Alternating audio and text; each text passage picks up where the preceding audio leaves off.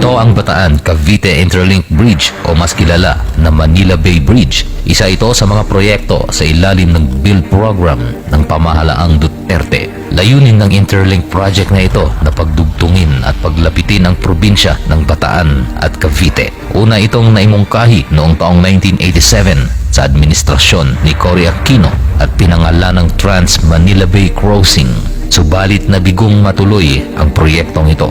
Muli itong tinangkang itayo noong taong 2000 sa ilalim ni Presidente Erap Estrada bilang isang bridge tunnel system. Subalit bigo din itong maisakatuparan. Noong 2016, nirebisa ang mga proposal sa proyektong ito sa ilalim ng build program ni Pangulong Duterte upang ma-decongest ang lumalalang traffic sa Kamaynilaan at upang palakasin ang ekonomiya sa mga kalapit syudad at probinsya. Sakaling maging matagumpay ang Interlink Mega Bridge project na ito, ang mga commuters na mula sa Cavite at iba pang motorista na nasa bahagi ng Southern Luzon ay hindi nakakailanganing tumawid sa Metro Manila para makarating sa Central Luzon. Nagsimula ang on-site preparation study noong 2017. Inaprubahan ito ng NEDA, ng National Economic Development Authority, ngayong taong 2020 sa halagang 175.7 billion pesos at ang implementasyon nito ay tinatayang aabot ng hanggang 6 na taon.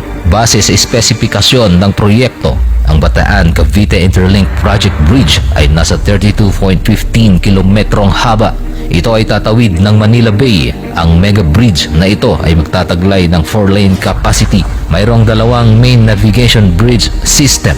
Ito din ay may kataasan upang mapayagang makadaan sa ilalim nito ang mga malalaking barko dahil ang Manila Bay ay isa sa pangunahing ruta ng mga shipping companies sa Port Manila. Ayon sa pinakahuling update sa proyektong ito, mula sa dating budget na 175.7 billion pesos na inaprubahan ng NEDA, ito na ngayon ay nasa 187 billion pesos. Isa ito sa pinakamalaking budget na tatrabahuin ng DPWH. Magsisimula ang tulay na ito sa isla ng Corregidor, kukonekta sa Maribeles Bataan hanggang Naik, Cavite. Sa iba pang plano ng proyektong ito, inilaan ang pondo sa toll plaza, turnaround facilities at isang special na span bridge na malapit sa baybayin ng Cavite. Ayon sa ating Pangulo, pinangarap niya itong matupad at sakali mang maumpisahan ito at matapos sa iba ng administrasyon. Sana ang pagpapatuloy nito hanggang tuluyang matapos, maging ang iba pang mga proyekto ay maging pangunahing layunin din ng susunod